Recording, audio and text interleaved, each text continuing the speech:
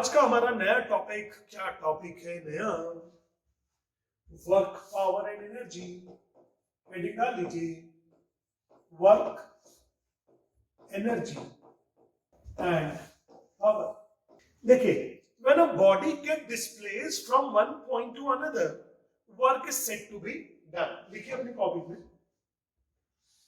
when a body get displaced, ये एक body है जो A पॉइंट पे थी, इसको धक्का लगा के B पॉइंट तक ले आए।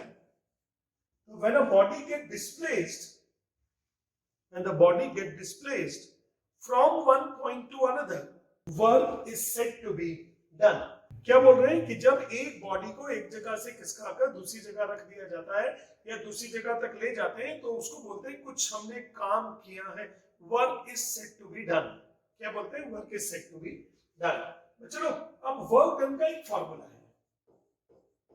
Work done is numerically equal to force into displacement। क्या फॉर्मूला है? Work done is numerically equal to force into displacement। Force की यूनिट क्या होती है? न्यूटन। और डिस्प्लेसमेंट की क्या होती है? मीटर। तो newton metre is the unit of work done. इसको कई बार हम लोग जूल भी लिखते हैं। क्या लिखते हैं? कई बार जूल भी। फटाफट कॉपी कीजिए।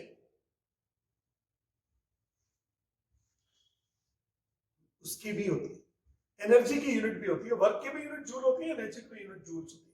हम लोग वर्क पावर एनर्जी शुरू कर चुके हैं। फिजिक्स का शानदार टॉपिक है। वैसे तो हर एक टॉपिक बहुत शानदार होता है जो हम लोग यहाँ पढ़ते हैं, लेकिन बच्चे लोग हर एक टॉपिक से सीखते सीखते आगे निकलते जा रहे हैं।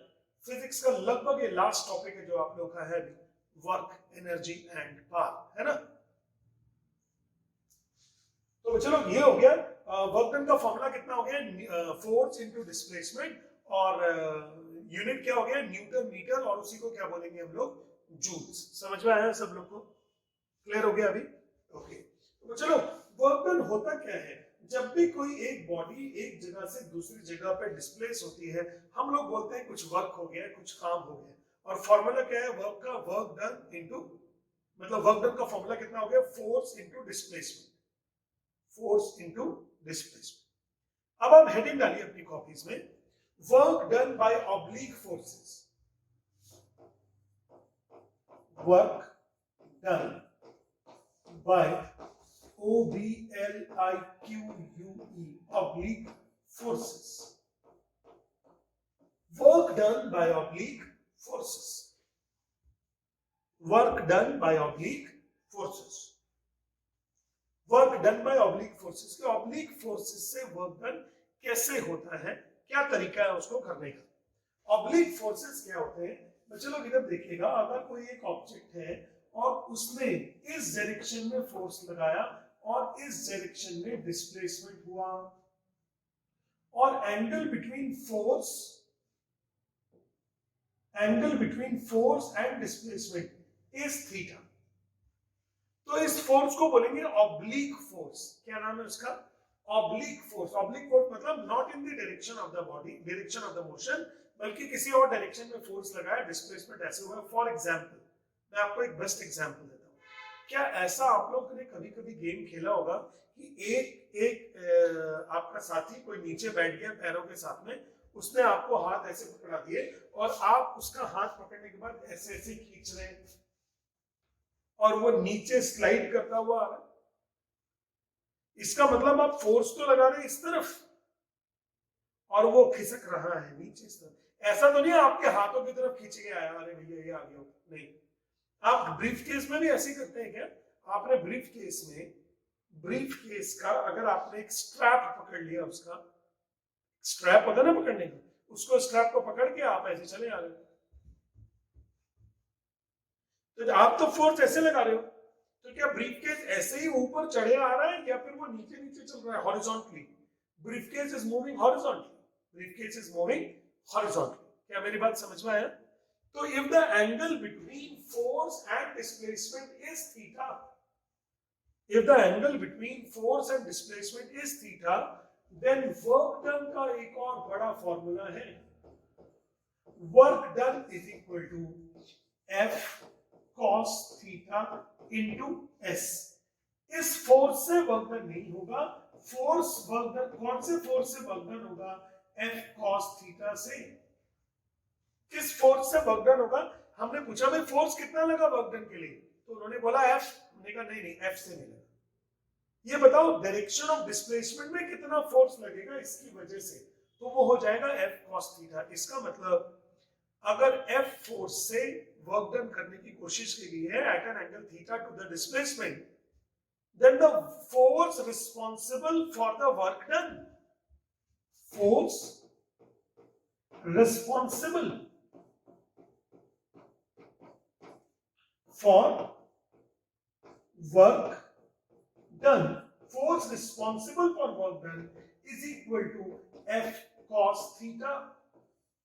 अब आप सब लोग के मन में ये बात आ रही होगी cos थीटा क्या है, जैसे tan थीटा था ना स्लोप के टाइम में, एक क्वांटिटी थी ना tan थीटा, ऐसे cos थीटा भी एक क्वांटिटी होती है और उनके वैल्यूज में लिख देता हूं आपको, है ना, आपको वो वैल्यू वो चार्ट को याद रखना है, you need to remember that chart, right. तो मैं एक चार्ट बना देता हूं आप सब लोग के लिए, वो चार्ट को आपको याद रखना है।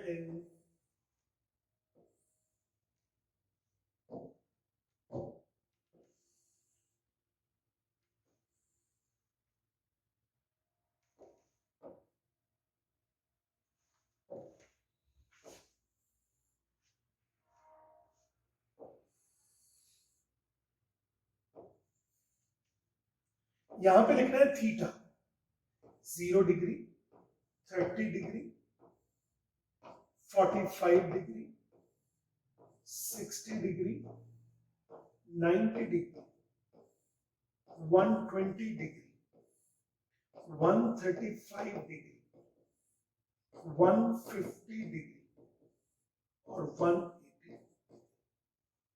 और यहां पे वैल्यू लिखनी है हमको cos थीटा, किसकी वैल्यू, cos थीटा की। तो cos 0 की वैल्यू होती है 1, cos 30 की होती है √3/2, cos 45 की होती है 1/√2, cos 60 की होती है 1/2, cos 90 की होती है 0, cos 120 की होती है -1/2, -1/√2, -√3/2 और -1। इस टेबल को आप लर्न करिए। If theta is between 0 and 90, तो cos थीटा हमेशा पॉजिटिव है, but if theta is greater than 90 and lesser than equal to 180, तो cos थीटा की वैल्यू नेगेटिव।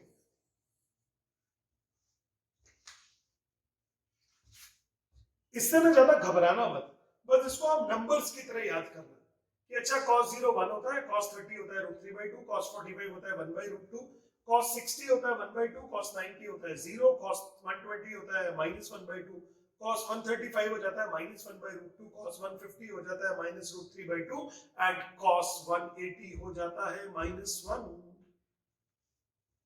यस, ये बात वाकई में ये सिलेबस में नहीं है, ये एक्स्ट्रा पढ़ा रहा हूं मैं आपको। This is the extra portion I am covering, right, ये सिलेबस में नहीं। तो चलो, इसका मतलब अब आपको समझ में आ गया होगा, वर्क डन का फॉर्मूला होता है एफ एस कॉस थीटा। ये कॉस थीटा किसकी वजह से आया है, फोर्स की वजह से। ये कॉस थीटा किसकी वजह से आया है, फोर्स की वजह से। यानी अगर वर्क डन का आप सही फॉर्मूला मुझसे पूछेंगे तो मैं बोलूंगा वर्क डन का फॉर्मूला है force into displacement into cos of the angle between force and displacement, cos of the angle between force and displacement, force और displacement के बीच में कितना एंगल है उसको हम लोग क्या बोलते हैं, cos थीटा। तो वर्क डन उसके ऊपर डिपेंड करता है। इसका मतलब क्या हुआ, इसका मतलब अगर बाई, ये कॉपी तो होते जा रहा है ना बेटा, और अगर बाई चांस आ भी जाएंगे, सपोज 15 डिग्री आ गया, 40 डिग्री आ गया, सपोज आ गया, तो उनकी वैल्यू आपको ब्रैकेट में दी होगी। अगर कोई और एंगल आएगा तो उसकी वैल्यू आपको ब्रैकेट में दी हुई होगी, ठीक है ना। तो ये मुझे बताइए, क्या वर्क डन का कॉन्सेप्ट समझ में आया, क्या फॉर्मूला क्या है वर्क डन का, force into displacement into cos of the theta, cos of the theta. फिलहाल लर्न के लिए फॉर्मूला को एफ एस कॉस थीटा, क्या लर्न करोगे आप वर्क डन का formula, F S cos theta. What is the formula for the work done, that is F S cos theta. Learn कीजिए इसको फटाफट मेरे साथ। वर्क डन का फॉर्मूला है force into distance into cos of theta, force into distance into cos of theta, force into distance into cos of theta. Cos of theta के आपके मन में एक क्वेश्चन आएगा, सर ये क्या होता है, कैसे होती है इसकी वैल्यूज, तो मैंने एक टेबल बना के दे दी है, ये आपको लर्न ही करना पड़ता है 9th क्लास के स्टेटस पर। I know it, you are supposed to learn it at the status of class 9th. I cannot say that कि ये आपको बहुत अच्छे से क्लियर हो जाए, समझ रहे हो ना? ओके, हेडिंग डालिएगा अपनी कॉपी में, ये आपने कॉपी कर लिया दोनों, लिखिएगा अपनी कॉपीज में work done by perpendicular force, work done by perpendicular force, work done by perpendicular force। कोई ऐसा बात कि work done by the perpendicular force, work done by perpendicular force, क्या होता है work done by perpendicular force? तो देखिएगा please, अगर कभी कुछ ऐसा हो कि किसी बॉडी पर फोर्स तो इस तरफ लगाया जाए और वर्क डिस्प्लेसमेंट इस तरफ हो और एंगल बिटवीन देम कितना हो जाए 90, तो वर्क डन का फॉर्मूला हो जाएगा एफ एस कॉस 90। अब आप चेक करके बताओ कॉस 90 की वैल्यू कितनी है आपके पास में, 0। The value of cos 90 is 0। तो अगर ये वैल्यू 0 हो गया तो वर्क डन भी कितना हो गया, 0। तो इसका मतलब अगर फोर्स और डिस्प्लेसमेंट के बीच में एंगल 90 हो तो वर्क डन 0 होता है सर। फोर्स और वर्क डन के बीच में एंगल 90 हो तो वर्क डन कितना होता है, 0। जैसे पोर्टर होता है ना, पोर्टर कुली सामान उठाने वाला, तो कुली सामान उठाने वाला फोर्स तो लगाएगा अपने सिर पर इस तरफ और चलेगा वो इस तरफ, तो angle between force and displacement is 90, तो numerically work done is 0। Work done by the porter to lift the weight is 0। लेकिन ये बात उसको बोल मत देना, ये बात उसको, वो वर्क डन के पैसे नहीं लेता आपसे। अभी आप बोलोगे सिर्फ पैसे किस बात के, हर चीज तो आपकी पैसे पे आके अटक जाती है, लेकिन पैसे इस बात के हैं क्योंकि वो एक जगह से सामान दूसरी जगह पहुंचा रहा है, और अगर नहीं पहुंचाया होता तो वो बोल देता आप ही पहुंचा दो सर, वर्क डन तो 0 ही लगेगा और 2-4 लोगों का और ले जाओ। तो work done by the coolie in lifting the load is 0। याद रहेगी मेरी बात, work done by the coolie, work done by the porter to lift the object, to lift the weight and to transmit it from one point to another, to transfer it from one point to another, it is 0। Work done by the porter is 0। तो ये बताइए work done by the perpendicular force समझ में आया क्या? एक और जगह होता है परपेंडिकुलर फोर्स, एक और जगह, वो क्या होता है कि अगर आप किसी भी बॉडी को सर्कल में घुमा रहे हो, अगर आप किसी भी बॉडी को किसमें घुमा रहे हो, सर्कल में घुमा रहे हो, तो जब बॉडी यहां पे होगी तो बॉडी का डिस्प्लेसमेंट तो होगा ऐसे,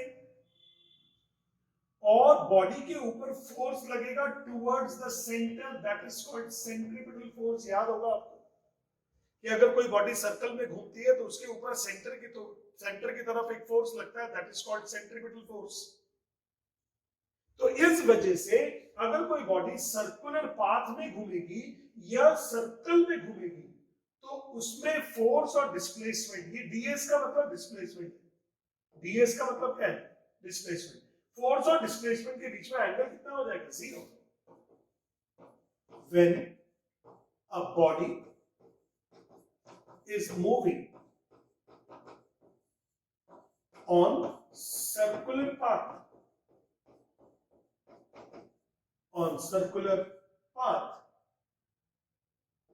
FC acts towards center,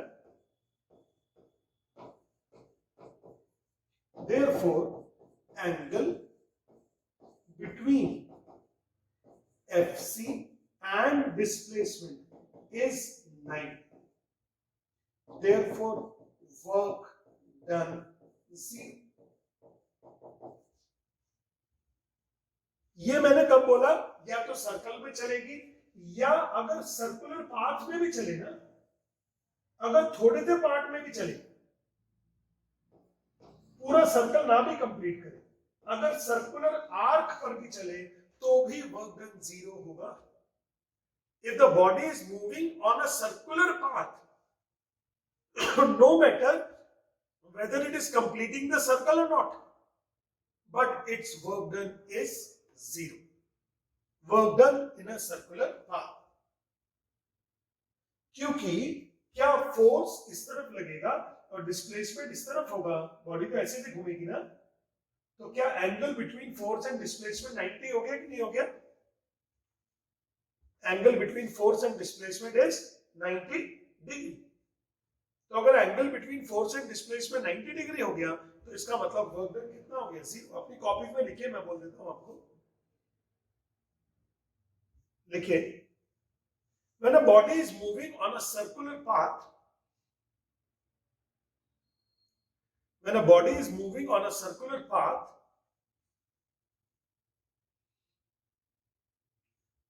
no matter it travels complete circle,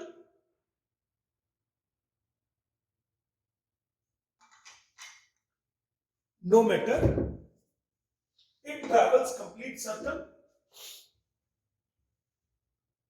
or semicircle or circular arc or circular arc, no matter it travels complete circle, semicircle or circular arc, but centripetal force acting towards the center, but the centripetal force acting towards the center, the centripetal force acting towards the center is perpendicular to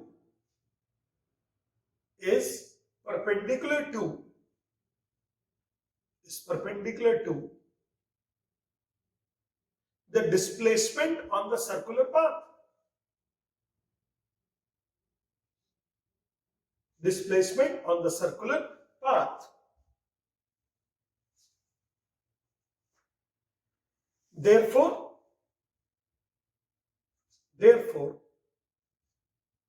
work done is equal to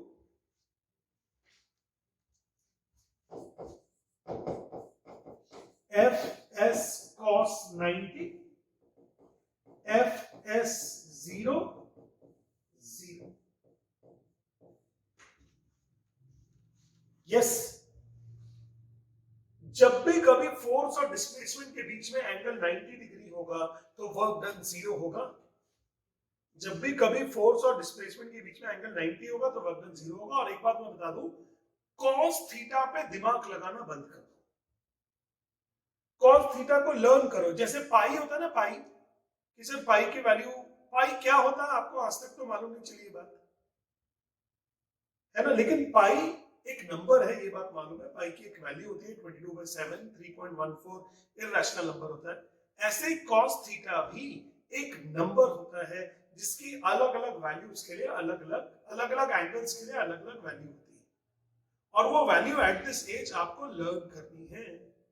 10th में वो values का पता लग जाएगा. The value of cos 90 is 0.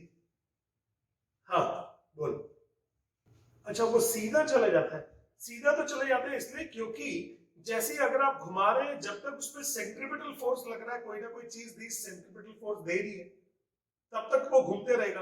But जैसे centripetal force देने वाली चीज नहीं रही, जैसे रस्सी टूट गई या कुछ भी और, तो वो टेंजेंशियली मूव कर जाएगा. कैसे मूव कर जाएगा? वो टेंजेंशियली, टेंजेंट की डायरेक्शन में मूव कर जाएगा. That will move in the direction of the tangent. Tangent क्या होता है ये बता देता हूं मैं आपको. एक सर्कल पर अगर एक स्ट्रेट लाइन ड्रॉ कर दी जाए तो ये सब टेंजेंट है जो सर्कल को टच करती है, इंटरसेक्ट नहीं करती. हिंदी में बोलते हैं स्पर्श रेखा. कौन सी रेखा? स्पर्श रेखा, सर्कल को स्पर्श करने वाली रेखा को क्या बोलेंगे? स्पर्श रेखा मतलब टेंजेंट। हाँ,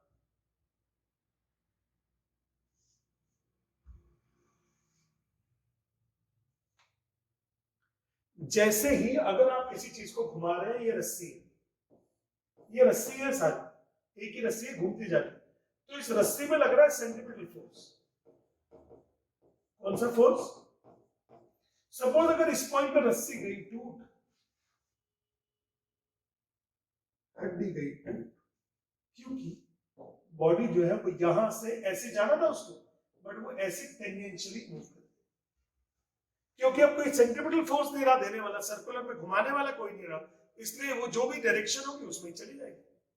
तो बच्चों लोग, मैंने ये बोला कि अगर कोई भी बॉडी सर्कुलर आर्क पर घूमे, सर्कल पर घूमे, तो उसके ऊपर नेट वर्क डन जीरो, चाहे वो सेमी सर्कल में घूमे, चाहे सेमी सर्कुलर आर्क में घूमे, चाहे थोड़ी सी आर्क में घूमे, घूमे घूमे घूमे घूमे घूमे घूमे, तो work done is what? Zero. समझ में आया कुछ?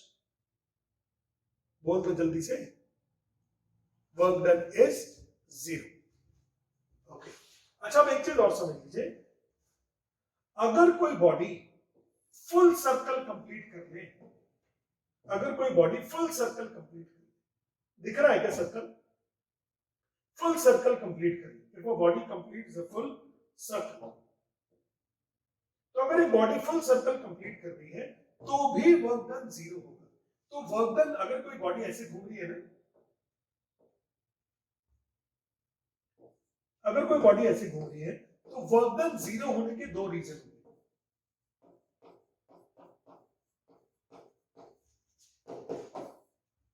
Reason number one, centripetal force is perpendicular to the displacement. इस वाले पॉइंट पर सेंट्रीपिटल फोर्स तो लगेगा ऐसे और डिस्प्लेसमेंट होगा ऐसे, तो angle between them is what? 90। तो इसलिए वर्क डन कितना हो गया? जीरो। ये बात समझ में आया कि नहीं आया? अब तो आपको पता लग गया होगा कि जब भी कभी सेंट्रीपिटल, जब भी कभी फोर्स और डिस्प्लेसमेंट के बीच में एंगल 90 डिग्री होगा तो वर्क डन जीरो ही होगा, वर्क डन जीरो ही होगा। बोलो, आया समझ में? नहीं आया? ऐसे ऐसे कर रही हो।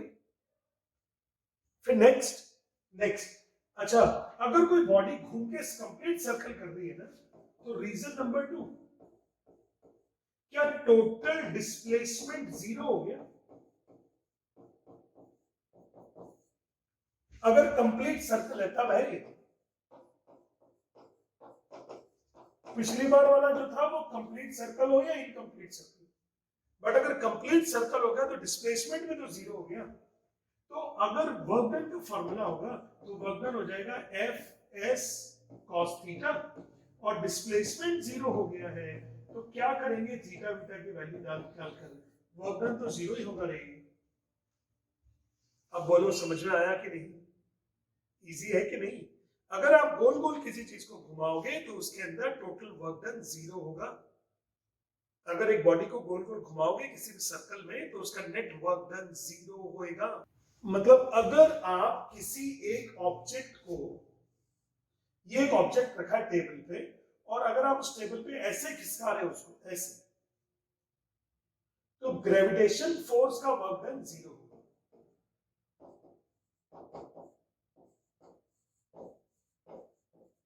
एक बात मैं एक बात बता दूं सब लोग, जब भी कोई ये पूछे ना वर्क डन कितना है, तो ये क्वेश्चन इनकम्प्लीट है। आपको ये पूछना पड़ेगा वर्क डन कौन से फोर्स से आप पूछ रहे हो, वर्क डन कौन से फोर्स की वजह से पूछ रहे हो। तो जैसे यहां पर work done by the gravitational force is zero, यहां पर work done by the centripetal force is zero.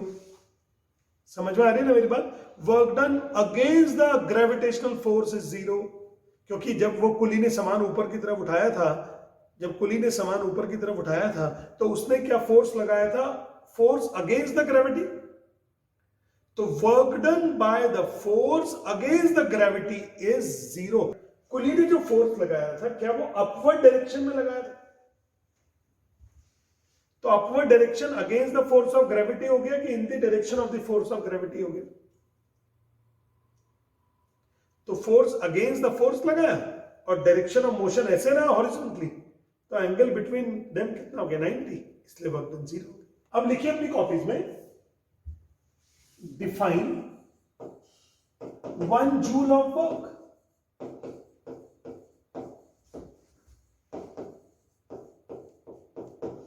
Define 1 joule of work.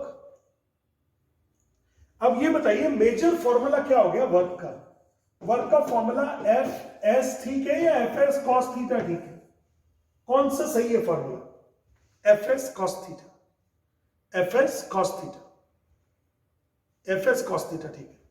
तो अब सुनिएगा, हम लोग को वर्क 1 जूल को डिफाइन करना है।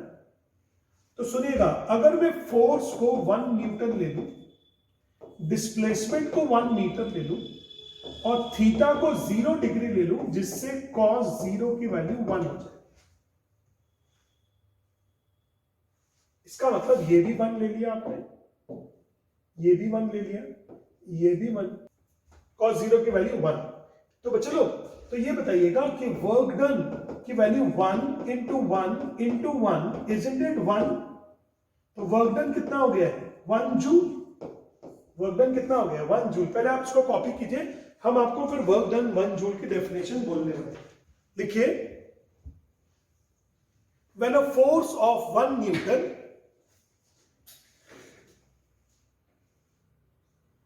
when a force of 1 Newton applied on a body and the body get displaced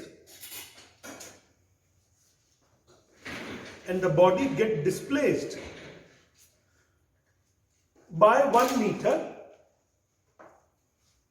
body get displaced by 1 meter in the direction of force. The body get displaced by 1 meter in the direction of force. The body get displaced by 1 meter in the direction of force. In the direction of force. The work done is said to be 1 joule. The work done is said to be 1 joule. ठीक है ना? चलो, आज की class समाप्त हो रही है। Bye bye.